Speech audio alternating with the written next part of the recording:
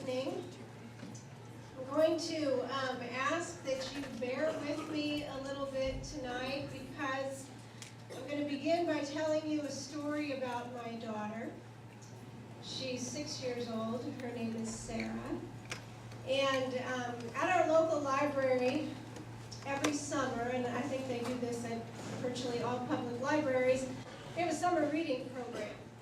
And the idea is that the children read so many books, and then they bring in their list, and then they're allowed to choose a book that they get to keep. So they have a display of all of these paperback books, and the children get to decide which of those books they want to take home. We've done this the last couple of summers. Invariably, Sarah chooses books that are pink and that feature princesses or fairies or a very pleasant little girl named Fancy Nancy. Sarah's tendency to stay within her book comfort zone is consistent with a broader tendency on the part of people to seek and find comfort with that which is familiar. This tendency explains in part the social psychological phenomenon known as group polarization. Group polarization does not happen when members of a group become polarized.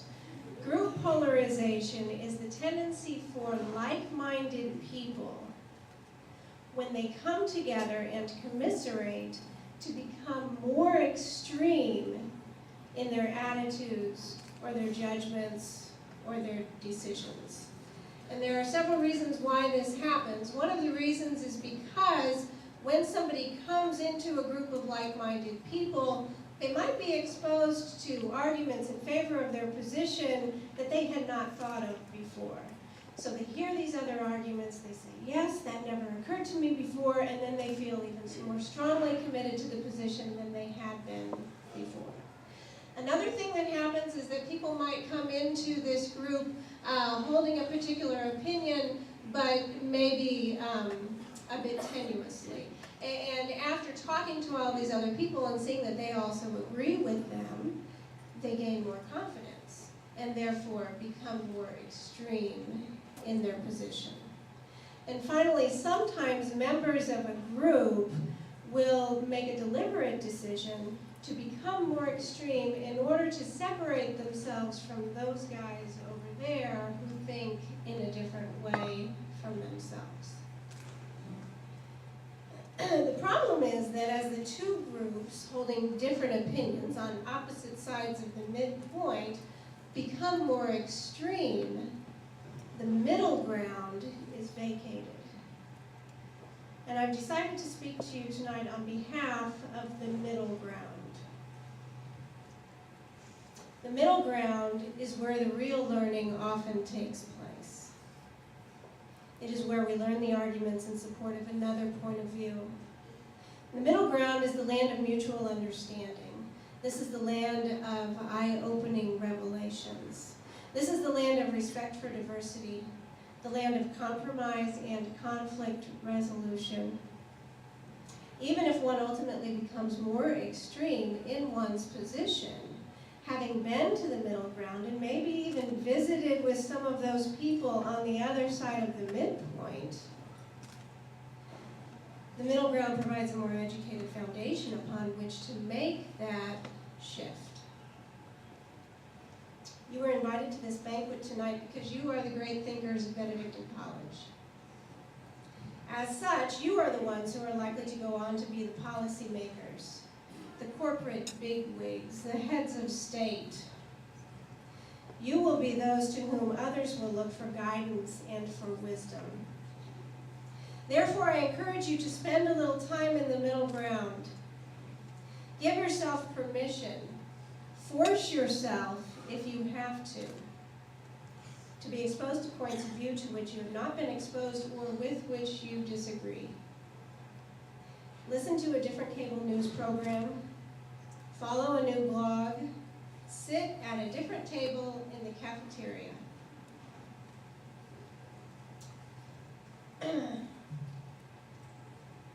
During the winter, our library ran another program in which if we read 3 chapter books, we could bring in our list and they would give us a copy of Rudyard Kipling's The Jungle Book.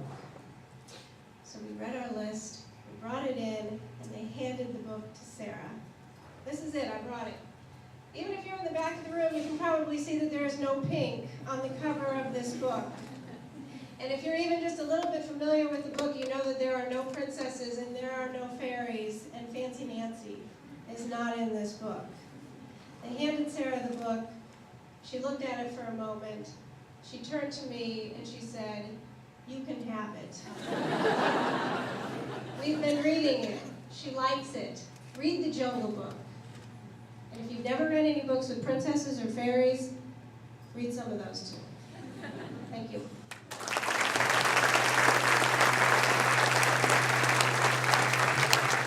Each year, students, faculty, and staff are invited to nominate candidates for the Educator of the Year award. This award is the highest honor that a faculty member at Benedictine College can receive.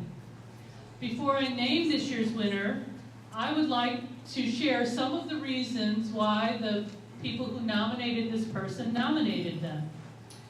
This person is described as a teacher who really pushes students to learn and to turn in high-quality work. A's are not easy to get, they have to be earned. Students describe this person as leading by example, someone who pushes pupils to be both better students and more compassionate human beings. One student said, while current students often complain about the workload, once you finish the class, you feel a definite sense of self-growth and accomplishment. This person is an amazing professor that challenges students to be active learners and continuously engages students in the subject matter outside the classroom. Another student stated, this person's ongoing volunteer work, both on campus and the extended community, shows a great love for Catholic social teaching. And one final comment, my personal favorite, this is a great professor because he isn't afraid to make students hate him. I am honored to recognize Dr. Richard Coronado.